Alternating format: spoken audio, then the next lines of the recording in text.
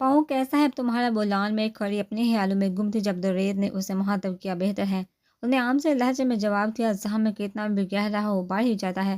وہ انسیت بولے کچھ زخم کبھی نہیں بڑھتے، وہ بہت گہری سوچ میں مبتلا ہوتے بڑھ جاتے ہیں۔ مرہم اچھا ہو تو ہر زخم بڑھ جاتے ہیں۔ وہ بے تکلف ہونے کی کوشش میں تھا۔ ایکسکیوز می رحاب اس کے لہجے کی بے تکلفی پر چوکس ہوئی تھی۔ میں اگر تمہارے ہر زخم کا مرہم بننا چاہوں تو کیا تم میرا ہاتھ تھامو گی؟ اس کی پیشکش پر رحاب کی ٹانگیں بے جان ہوئی تھی۔ میں کچھ دن آپ کے گھر رک گئی تو کیا آپ کو میں آسان ہدف نظر آ رہی ہوں؟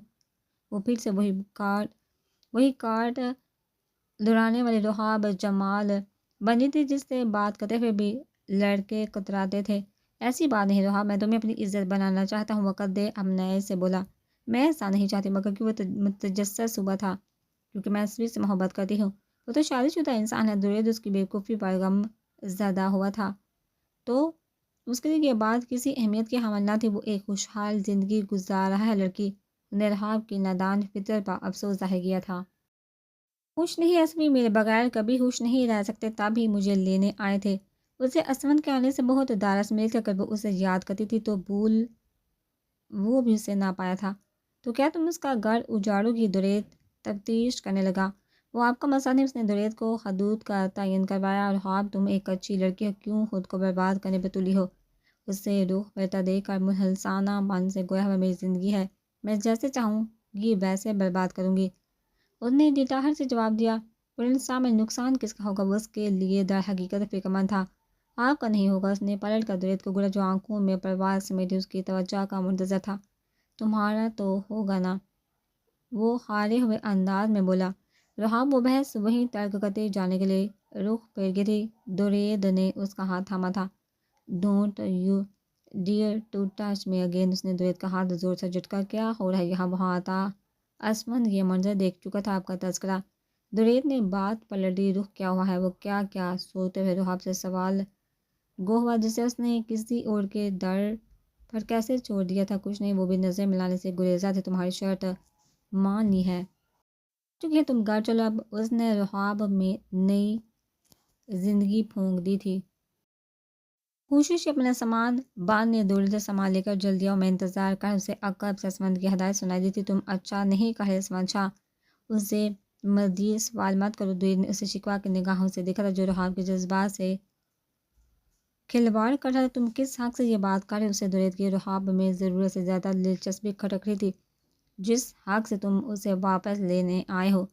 بیوی ہے تمہاری، اس کی بجائے اس معصوم کو ایکسپلائٹ کرنا بند کرو۔ اس نے بھی اسمن کو نہ بخشا تھا۔ تم اس معاملے سے دور ہو۔ درید اس کے سینے پر دستک دے کر دور رہنے کا اشارہ کرتے ہوئے وہ درید کو للکار گیا تھا۔ گھر بیچ دیا اور تم آ گئے۔ ملک سارنگ بیٹی کی نااہلی پر بڑکے تھے تو کیا ڈیٹ بنی وہاں اپنی بےعزتی کرواتی رہتی۔ اس نے اپنا رونا دھونا شروع کر دیا۔ اسمن سے میں بات کرتا ہوں، ویسے اپنی بات سے مکر نہیں سکتا۔ انہیں اسمن کی طوطا چشمی پر حیرت ہوئی تھی جب اپنی زبان سے بیٹھا تھا۔ اب جو بھی ہو میں وہاں واپس نہیں جانا۔ اس نے بھی کمرے کا رخ کرتے ہوئے اپنا فیصلہ والدین کے سماعتوں تک پہنچایا تھا۔ سمجھوئے سے وہ بیوی کو اشارے سے بولے، جی سائیں۔ وہاں میں گن ہلاتی بیٹی کے پیچھے پیچھے گئی تھی۔ اگر یہاں معاہضہ کا غصہ انتہا اختیار کر گیا تھا تو وہاں رحاب اسمن کی طلاق کے لیے امیدیں لگائے بیٹھی تھی۔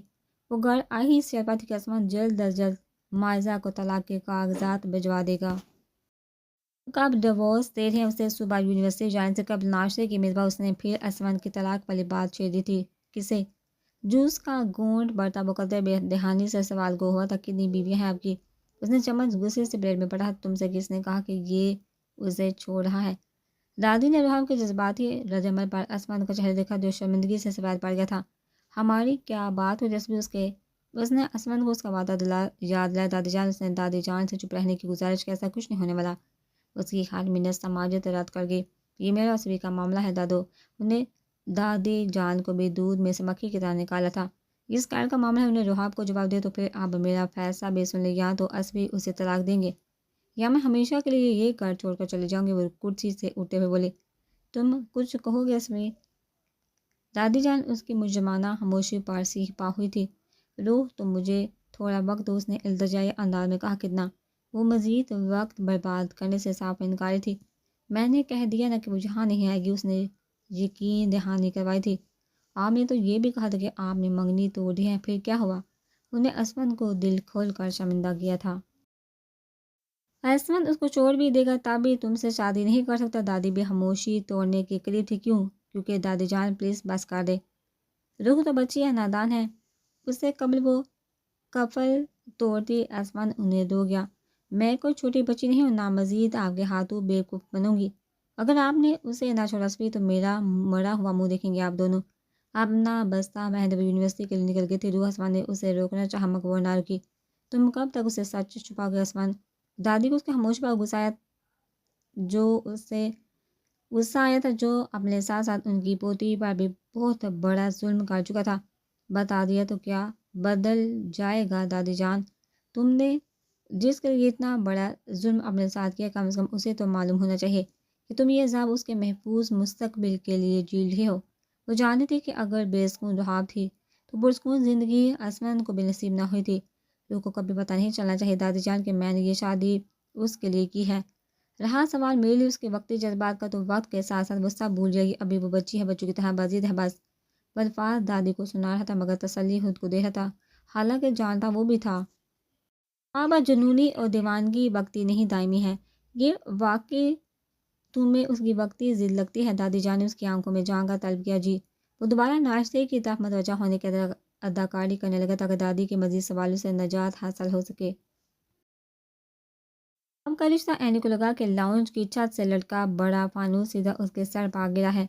ہاں تو اس میں غلط کہ ہم آگے قدموں میں بیٹھا ان کی ٹانگ دباتا درید اس کی حیرانگی پر خود بے حیران ہوا تھا۔ بھائی کیوں میری دوستی کا جنازہ پڑھنے کے در پہ ہاں؟ وہ رہاب کا رد عمل سوچ کر ہی ٹھٹکی تھی۔ میں تو تمہاری دوست کو ہمیشہ ہمیشہ کے لیے اس گھر کا مستقل فرد بنانا چاہتا۔ اس نے اپنی ہی دل میں جواب دیا، یہ ممکن نہیں۔ اس نے نفی میں گردن ہلائی تھی۔ کیوں؟ کیونکہ وہ آپ کو پسند نہیں کرتی۔ اس نے بائی کا دل لمحوں میں توڑا۔ پھر کسے پسند کرتی ہے وہ؟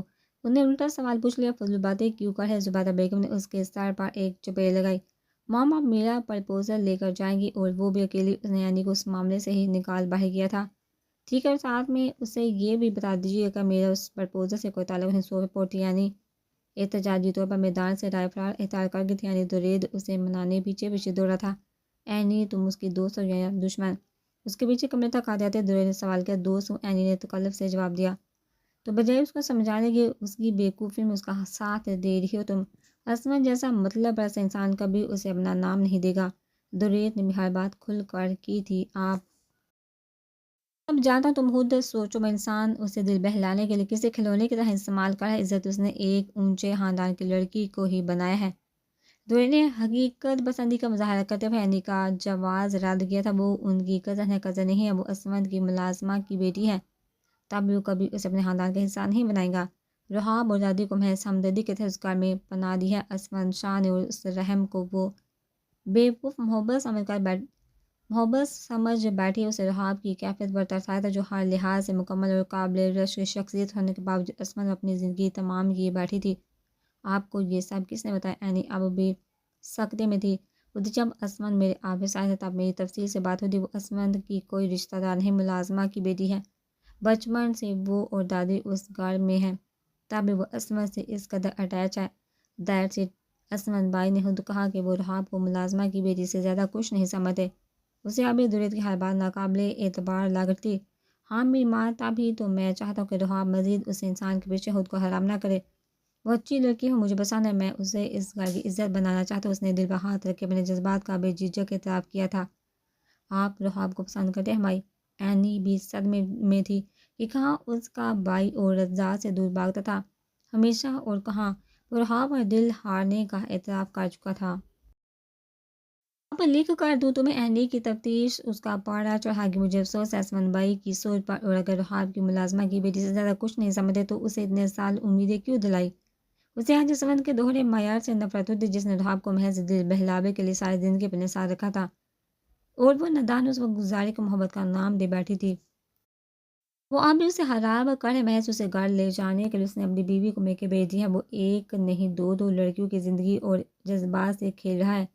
تم میرے ساتھ دو تو ہم رہاب کی زندگی برباد ہونے سے بچا سکتے ہیں۔ اس نے اینی کے ساتھ مانگنے کی امید سے ہاتھ اس کے سامنے پھیلایا تھا جو رہاب کے حصول میں اس کی مدد کر سکتی تھی۔ بھائی میں آپ کے ساتھ ہوں، لیکن آپ وعدہ کر کے رہاب کو کبھی اس نادانی کا تانا نہیں دیں گے۔ اس کی پھیلی ہتھیلی پر ہاتھ رکھتے وہ اب بھی سہیلی کے لیے باعث سے زیادہ فکر مند تھی۔ تمہیں میں اتنا گھٹیا لگتا ہوں؟ دوری نے ہفگی سے اس کا ہاتھ جھٹک دیا تھا۔ لگتے تو نہیں ہے؟ اس نے شرارتی مسکراہٹ سے بائی کی دیوانوں جیسی کیفیت کا مذاق اڑایا۔ تو یقین کرو تمہارے دوست کو مجھ سے بہتر جوڑو کا غلام نہیں مل سکتا۔ سینے پر ہاتھ رکھتے ہوئے وہ سر جھکا گیا تھا۔ جوڑو کا غلام اسے چاہیے بھی نہیں، قدر اور احترام کرنے والا۔ چل، اس نے اٹھلائے ہوئے کہا، میں فی سبیل اللہ کی خدمات پیش کرنے کو تیار ہوں۔ وہ ہر قسم کی صورتحال کے لیے ذہنی طور پر تیار تھا۔ تم اگر یہ سمجھو کہ اپنے مقصد پورا ہو جانے کے بعد تم اپنے وعدے سے مکر جاؤ گے تو تمہاری بھول ہے۔ دفتر آئے ملک سارنگ نے داماد کو ڈرانے دھمکانے میں کوئی کسر باقی نہیں چھوڑی تھی۔ اتنا تو آپ بھی جانتا کہ میں مکرنے والوں میں سے نہیں ہوں۔ سارنگ انکل اپنے سامنے رکھا لیپ ٹاپ اس نے بند کیا۔ سامنے کرسی پر ٹکے سسر محتم کو ایک سرد نگاہ سے نوازا تھا۔ تو اس غفلت کی وجہ 3 ماہ سے میری بیٹی مل کے بیٹھی ہے، وہ بھی دی میں پڑے تھے، میں انہیں بہت جلدی لینے آؤں گا۔ اس نے تو کب سے جواب دیا، اور وہ بہت جلدی کب آئے گا؟ انہوں نے نیا سوال پوچھ ڈالا تھا۔ کیا آپ کو مجھ پر کوئی شک ہے؟ عثمان بھی اس طویل سوال کے سلسلے میں بگڑا تھا۔ تم مشکوک حرکتیں کر رہے ہو عثمان شاہ؟ اسے متفکر نظر سے دیکھنے لگی۔ مجھے بس کچھ وقت دے، میں سب ٹھیک کر دوں گا۔ اس نے کچھ سوچتے ہوئے وعدہ کیا تھا۔ یہی بہتر ہوگا، ورنہ میں بھی اپنے معاہدے سے پھر جاؤں گا۔ کرسی سے اٹھے وہ عصمت کی کمزور نبض پر حملہ آور ہوا تو وہ ماں سوائے مٹھیاں بیری کے کچھ بھی نہ کر سکا تھا۔ السلام علیکم۔ وہ جیسے گھر پہنچا تو حال میں لگی محفل میں زبیدہ بیگم دادی جان سے کسی خاص موضوع پر تبادلہ خیال کر رہی تھی۔ وعلیکم السلام۔ اس نے ادب سے سلام کا جواب دیا۔ عثمان بیٹھو بیٹے، دادی نے اسے بھی بیٹھنے کی دعوت دی۔ جان مجھے آپ کے جواب کا انتظار ہے گا ماں جی۔ صوفے سے اٹھی وہ جانے کے لیے اجلے میں دکھائی دی تھی۔ کیسا جواب؟ عثمان نے فوراً سوال پوچھا۔ مجھے تو کوئی اعتراض ہے، لیکن میں عثمان سے مشورہ کرنا چاہتی ہوں۔ دادی نے اسے خاموش رہنے کا اشارہ کرتے ہوئے مہلت مانگی تھی۔ ضرور کرے، آپ کی بیٹی کی زندگی کا معاملہ ہے، اب ہمیں اجازت ہے۔ ماں کو لینے کے لیے حال میں دھال ہوتا ہے۔ درید عثمان کو نظر انداز کرتا دادی سے مخاطب ہوتا اور رحاب بھی اس وقت اینی کی طرف کمبائنڈ اسٹڈی کے لیے گئی ہوئی تھی۔ ایسے میں ان ماں بیٹی کی آمد عثمان کو شش و پنج میں مبتلا کر گئی تھی۔ یہ لوگ کیوں آئے تھے دادی جان؟ ان کے جاتے ہی وہ دادی سے سوال کو رحاب کے سلسلے کے رشتے کے سلسلے میں آئے تھے۔ دادی نے جواب دیا تو عثمان شاہ کا دل بند ہونے کے قریب جا پہنچا تھا۔ غلطی اس بار میں اس کا لب و لہجہ یکسر بدل گیا تھا۔ شاید نہیں، کیونکہ اگر اسے علم ہوتا تو یہ لوگ یہاں تک نہ آ پاتے۔ روح کو بتانے کی ضرورت نہیں، آپ انکار کر دو۔ اس نے لگی لپٹی سے کام لیا بغیر صاف دھتکارنے کو فوقیت دی۔ مگر کیوں؟ اس نے بھی تو انکار ہی کرنا ہے، اس کے پاس یہی جواز بچا تھا۔ وہ تو باقی، لیکن ہمیں سمجھداری کا مظاہرہ کرنا پڑے گا۔ مائزہ کب تک مل کے رہے گی تم اس کے ساتھ؟ زیادتی کر رسوی؟ دادی نے جواباً اس سے ہی جوڑ دیا۔ میں جو روح کے ساتھ کر رہا ہوں کیا وہ زیادتی نہیں ہے؟ دادی جان ہر طرح سے اسے اپنا آپ ہی مجرم لگنے لگا تھا۔ تم پہلے خود طے کر لو عثمان کہ تم کیا چاہتے ہو۔ رہا سوال اس رشتے کا تو میں خود طے کر لوں گی کہ مجھے کیا کرنا چاہیے۔ کمرے کا رخ کرتے آج وہ اسے سر رحاب کی سگی لگی تھی، جو اس کے بدلتے فیصلوں سے پوتی کی برباد ہوتی زندگی پر خفا بھی دکھائی دے رہی تھی۔ کیا رحاب ہاں کرے گی؟ اسے ہاں کرنی ہوگی، اس کا انکار میں کسی صورت افورڈ نہیں کر سکتا۔ گھر کی چھت پر یہاں سے وہاں چکر کاٹا درید اپنی ہی سوچوں میں غرق تھا۔ دل و دماغ کسی صورت رحاب کے انکار کو قبول کرنے کو تیار نہ تھا۔ اس کے لیے رحاب جمال کا حصول زندگی موت کا مسئلہ بن چکا تھا۔ یہ مجھ سے کیا ہو کہ میں کیسے روح کو کسی اور کے ساتھ برداشت کر پاؤں گا؟ کسی اور کا نام اس کے ساتھ جڑنے کا تصور میرا دل جگڑ رہا ہے تو میں کیسے اسے خود سے دور کر پاؤں گا؟ میں نہیں کر سکتا ایسا۔ میں بہت بزدل اور مطلب پرست انسان ہوں۔ پوری رات اس نے بالکونی میں کھڑے کھڑے جا کر ہی گزاری تھی۔ میں ایسے اس نے درید کو رحاب کے قریب دیکھا، وہ اس قدر بس صبح کے معاہدہ کو گھر بھیج کر وہ اسے واپس لے آیا۔ اب اگر وہ ساری زندگی کے لیے اس کے نام سے منسوب ہو جاتی تو عثمان دلاور شاہ کی برداشت کی سخت آزمائش ہوتی۔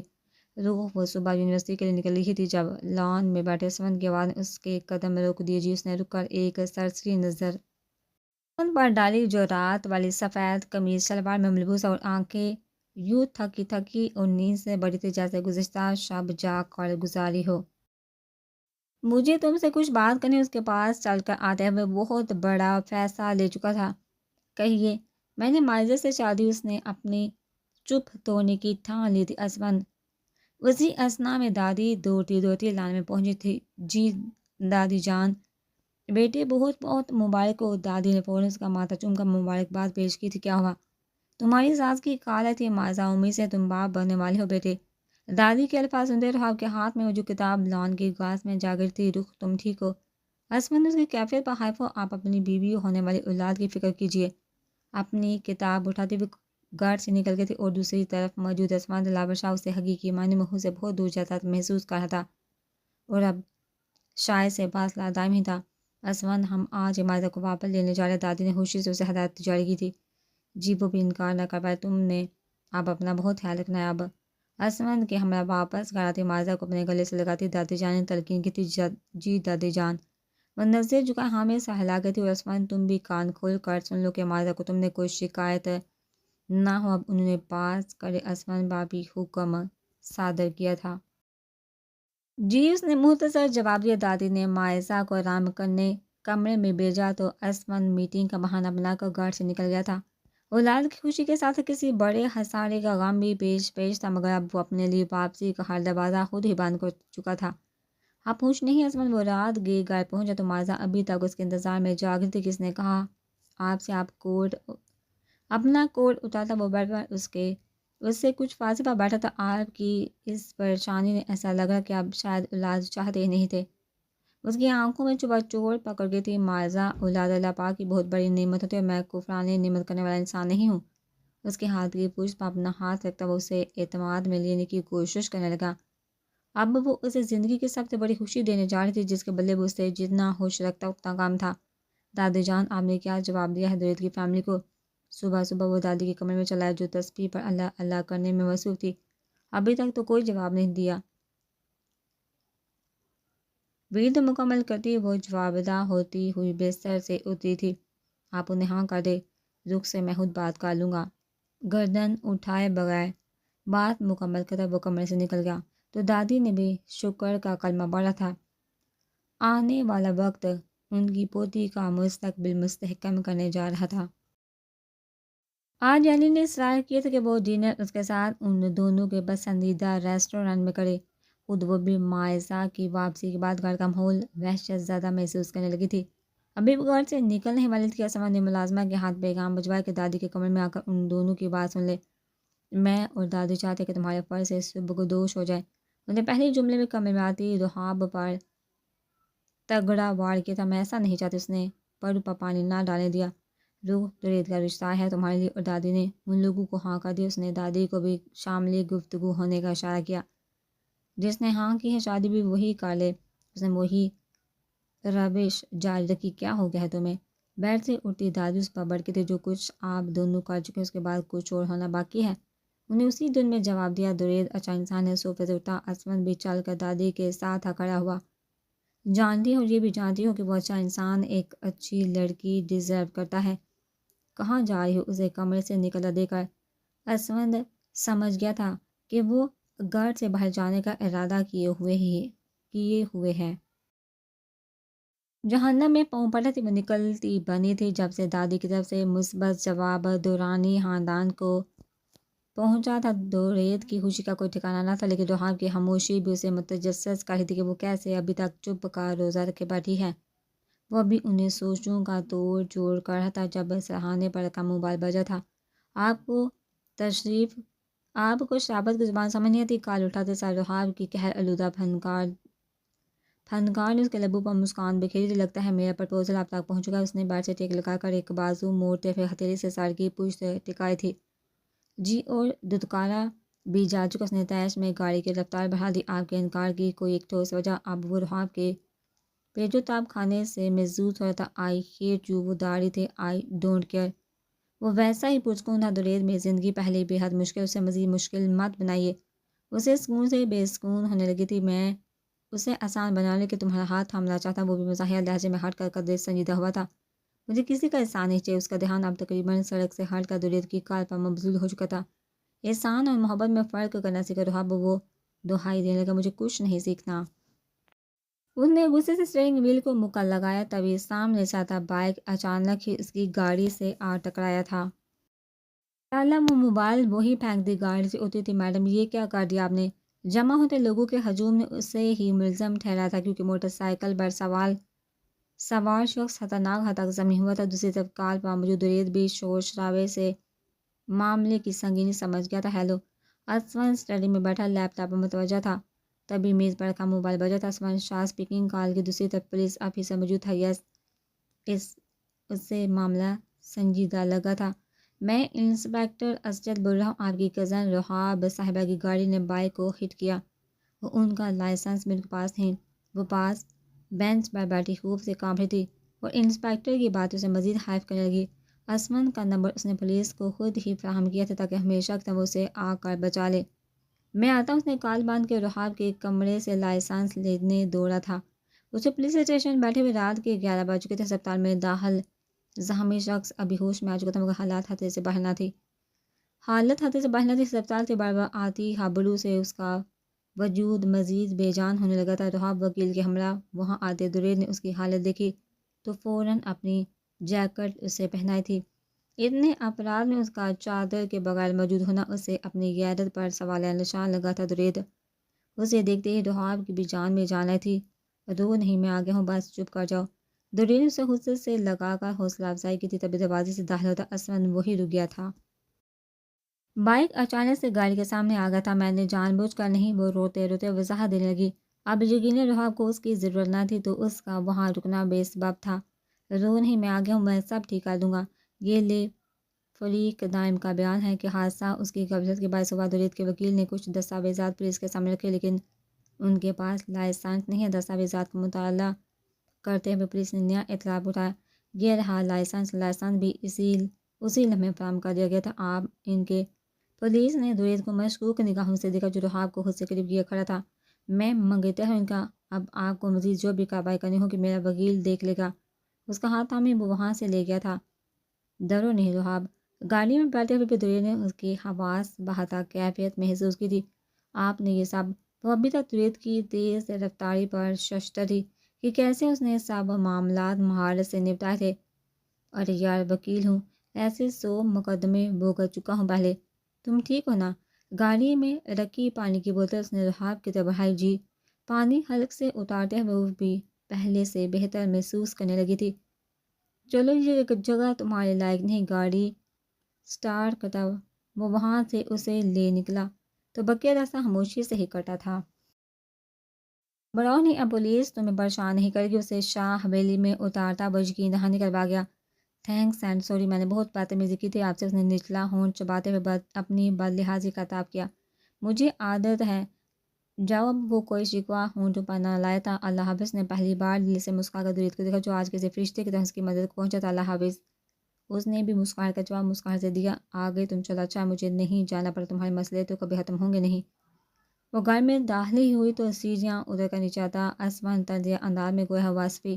میں نے ہی درید کو کال دی تھی کہ اب تمہاری اوٹ پٹانگ مسئلے وہ خود ہی دیکھے۔ میری بیوی کو اس وقت سب سے زیادہ میری ضرورت ہے، اسے چھوڑ کے میں تمہارے پیچھے ہموار نہیں ہو سکتا۔ انہیں رحاب کا مان بہت بے دردی سے توڑا تھا۔ اگر درید نہ آتا تو کیا میں ساری رات وہیں گزارتی؟ اسے اسمن کی بے حسی پر رونایا تھا۔ ویسے تم ہو تو اسی لائق، رات بہت ہو گئی ہے، مائزہ میرا انتظار کر رہی ہوگی، تم بھی جا کے آرام کرو۔ کلائی پر بندی گھڑی دیکھتے ہوئے اس نے رہی سہی امید بھی ہاک میں ملائی تھی۔ کس مصیبت میں پھنس گئی ہوں میں؟ ہیلو، کہاں ہو تم یار؟ مائزہ نے آدھی رات کو بے چینی کے عالم میں پھر اسے کال ملائی تھی جس سے کچھ روز قبل میکے میں ہی رابطے دوبارہ بحال ہوئے تھے۔ کیا ہو گیا جانے من؟ دوسری طرف بیٹھا انسان اپنے لفظوں کا جادو چلا رہا تھا۔ اور کتنی دیر مجھے اس کو برداشت کرنا پڑے گا؟ تم کب لے کر جاؤ گے مجھے یہاں سے؟ وہ صبر کی آخری حد پر تنہا کھڑی تھی۔ سویٹ ہارٹ، تمہیں اپنی محبت پر یقین نہیں کیا؟ اس نے سوال بڑھائے۔ سوال کے یقین ہے مگر حالات میرے احتیاط سے بڑے ہوتے جا رہے ہیں۔ وہ خود بھی آنے والے وقت کو لے کر پریشان تھی۔ سب سے پہلے تم اس مصیبت سے جان چھڑواؤ جو تمہارے وجود میں پلی ہے اور اس کے باپ کو کیا جواب دوں؟ اس مطالبے پر جذبز ہوئی تھی۔ تم سمجھدار ہو، اتنی سی بات سنبھال نہیں سکتی؟ اس نے اسے مزید شے دی تھی۔ پہلی سے تمہاری وجہ سے انسان کو برداشت کرے، صرف وہی جانتی تھی کہ کس طرح دل پر پتھر رکھ کے وہ واپس شاہ حویلی پہنچی تھی، ورنہ اسمن کی حرکت کے بعد وہ طے کر چکی تھی کہ اب اس گھر میں اپنی تزلیق کروانے واپس نہیں آئے گی۔ جان کچھ دن کے بعد ہے، میرا مقصد پورا ہونے تک ہمیں یہ سب برداشت کرنا پڑے گا، لیکن اس کے بعد ہماری زندگی میں صرف خوشیاں ہوں گی۔ انہوں نے ایک مرتبہ پھر اسے سبز باغ دکھاتے اور ایسا کب ہوگا؟ بہت جلدی، بس کچھ دنوں کی مہلت دو مجھے پلیز۔ ٹھیک ہے، اس نے ایک بار پھر یقین کرتے ہوئے اس انسان کو مہلت دی تھی جو اسے مزید انتظار کی سولی پر لٹکا رہا تھا۔ بے برابر وہ کمرے سے باہر آئی تو مائزہ ناشتے کی میز کے پاس کھڑی اسی کی منتظر تھی۔ اب مجھ سے مخاطب ہے، اس نے کانوں میں لگے ایئر پوڈس اتارے تھے۔ تم پھپھو بننے والی، مگر جھوٹے منہ تم نے مبارکباد تک نہیں دی، جیسے آپ میرا زبردستی کبائی بنانے پہ تلی ہیں۔ وہ اگر 20-21 سال میں میرا نہیں ہوا تو 2-3 ماہ میں تمہارا کیا ہوگا؟ اور ایک بات یہ نہاری تب دکھانا جب یہ بچہ اس دنیا میں آ جائے۔ انہیں میز کی طرف بڑھتے پہ اپنے لیے گلاس میں فریش ایپل جوس انڈیل کا مائزہ کو خبردار کیا تھا۔ تم میری ہونے والی اولاد کو دھمکی دے رہی ہو؟ انہیں مہاتے اسمن کو دیکھا، جان بوجھ کر آواز بلند کی تھی۔ اسے سے میری دھمکی مت سمجھنا، رحاب نے بھی دھمکی در دھمکی دی تھی۔ اسمن یہ وہ مگر مارچ کے آنسو بہاتے اسمن کے پاس پہنچی تھی۔ کیا ہوا ہے؟ مائزہ کی حالت پر وہ پریشان ہوا تو اس کی دھمکی دی ہے۔ اس نے دھمکی دی کہ ہماری بیبی کو اس کے بازو سے ساڑی جوڑتی، وہ تسمے بہانے لگی تھی۔ اسے صرف میری دھمکی مت سمجھنا، رحاب کی بات نے جلدی پتیل کا کام کیا تھا۔ رخ تم کیسی باتیں کر رہی ہو؟ اسمن بھی اس سے ٹہر پر شکوا کے نہ ہوا، جیسا منہ ہوتا ہے ویسی چپیڑ ہوتی ہے۔ اور تم سنو مائزہ بی بی، یہ انسان اگر رحاب جمال کا نہیں ہوا تو کبھی کسی کا بھی نہیں ہوگا، اولاد کا بھی نہیں۔ ان دونوں پہ اپنا جلال برباد کرتی وہ مزید وہاں نہیں دکھی تھی۔ آپ نے دیکھا وہ کیسے دھمکی دے کر گئی؟ اس نے اسمن کو مزید اکسایا۔ وہ جذباتی ہے، مگر آپ سے میں تحمل کی امید کرتا ہوں۔ کچھ دنوں کی بات ہے، وہ رخصت ہو اپنے گھر چلی جائے گی۔ اپنا بازو چلواتا وہ مائزہ کو حصہ بڑھ کرنے کی تلقین کر کے سمار تھے۔ طبقے گا کوئی رشتہ، کہیں بات طے ہے اس کی؟ اسمن کی تحمل مزاجی پر وہ انگارے چبانے لگی تھی۔ جی طے ہے؟ پھر وہ اب بھی آپ کی امیدیں لگائی کیوں بیٹھی ہے؟ ایسا کچھ نہیں مائزہ، میں آپ کا شوہر ہوں، اور یقین کرے میں رشتوں میں جان دینے والا انسان ہوں، دھوکہ دینے والا نہیں۔ انہوں نے مخلصانہ لہجے میں ایک بار پھر اپنی وفا کا یقین دلایا، جو مائزہ کو اب ایک ڈرامے سے زیادہ کچھ نہ لگا تھا۔ درید اسے لینے شاہ حویلی پہنچا تو اندر جانے کی بجائے باہر گاڑی میں بیٹھنا ہی مناسب سمجھا تھا۔ وہاں موجود اسمن مائزہ کا سامنا وہ خود بھی کم سے کم کرنا چاہتا تھا۔ اس کار میں ایک رحاب کی ہی کوشش اسے بار بار کھینچ کے لاتی تھی۔ کہاں ہو تم؟ اس نے جیسے ہی کال اٹھا اسلام دعا کے بحث کرتے ہوئے سیدھا اسلام آیا تھا۔ آپ سے مطلب؟ اس نے بھی تانگ کر جواب دیا۔ کچھ دیر پہلے مائزہ سے ہوئی بحث نے ابھی تک دماغ تباہ کر رکھا ہوا تھا۔ جس انسان کو آپ نے بستر مرگ تک پہنچا، اس کی خیریت پوچھنے میں اکیلا نہیں جاؤں گا۔ اس نے اپنے رابطے کی وجہ بیان کی۔ کیا مطلب؟ میں تمہیں لینے آ رہا ہوں، ہمیں پہلے ہاسپٹل پھر پولیس اسٹیشن جانا۔ اس نے مکمل منصوبہ رحاب کی گوشت گزار کے میں خود چلی جاؤں گی، گاڑی تمہاری ورک شاپ پر کھڑی، عثمان کی گاڑی تم کبھی مانگو گی نہیں، اس لیے رحاب کی ہر حرکت پر کڑی نظر رکھی ہوئی ہے۔ میں رائڈ کروا کر جاؤں گی۔ اس نے پہلے درید کی تیز دماغی خاموشی احتیاط کے پی نیا بہانہ بنا لیا۔ اور جو ڈرائیور آپ کی کھڑکی کے نیچے کھڑا وہ واپس چلا جائے۔ اگلی بات سنتے ہی اس نے کمرے کی بالکونی کے نیچے دیکھا تو درید گاڑی سے ٹیک لگائے سامنے کھڑا تھا۔ آپ وہ اس نئی حرکت پر منہ کھولے اسے دیکھتے رہ گئی۔ جی میں جلدی اجی، اس نے ہاتھ ہلا کر جواب دیا تو چہرے پر وہی وجاہت سے لیس مسکراہٹ گھیرا کیے ہوئے تھی جس پر رحاب کے علاوہ یونیورسٹی کی ہر لڑکی مر مٹنے کا دم بڑا کرتی تھی۔ السلام علیکم۔ وہ رحاب کے انتظار میں وہیں دھرنا دیے ہوئے تھا جب اسمن باہر آ کر اس سے ملا تھا۔ وعلیکم السلام۔ اسمن کے بڑے ہوئے ہاتھ پر اس نے گرم جوشی سے مسابقہ کیا تھا۔ کیسے ہو؟ اینی کو ڈراپ کرنے آئے ہو؟ نہیں، رخ کو پک کرنے آیا ہوں۔ اس نے اسمن کو بھی چونکایا تھا۔ رحاب نے کہاں جانا ہے تمہارے ساتھ؟ اس کی زبان سے رخ لفظ سن کر ہی اسمن کا خون دگنی رفتار سے رگوں میں گردش کرنے لگا تھا۔ سب بتا دوں تاکہ تم فرسٹ پوزیشن لے لو، درید نے چہکتے ہوئے مذاق کیا۔ تو اسی دوران سیاہ ٹائرز پر میرون کرتا پہنے رحاب وہاں پہنچی تھی۔ رخ کہاں جا رہی ہو تم؟ اسے تیار دے کر اسمن نے سوال کیا۔ میں نے دادو کو بتا دیا ہے۔ اپنی ٹیل فونی کو مزید سرد کرتے وہ بے دہانی سے بولی، مجھے کیوں نہیں بتایا؟ جو ایک عدد بیوی لائے ہیں وہ آپ کو جواب دہ ہے، میں نہیں۔ انہوں نے درید کے سامنے اسمن کو خوب شرمندہ کیا تھا۔ رخ کام ڈاؤن سالے صاحب، دراصل ہمیں منگنی کے شاپنگ کے لیے جانا تھا۔ اس کے کندھے پر ہاتھ رکھتے ہوئے درید نے تحمل مزاجی کی تنبیہ کی تھی۔ منگنی کی شاپنگ وہ ششتر رہ گیا تھا، آپ کو دادو نے نہیں بتایا؟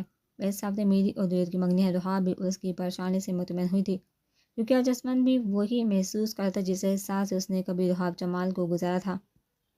ان سے تم تفصیل سے بات کر لینا، فی الحال ہمیں دیر ہو رہی ہے، چلیے۔ اسمن کو ہکا بکا دے کر درید نے بھی شیہی بگاڑی تھی۔ تھینکس۔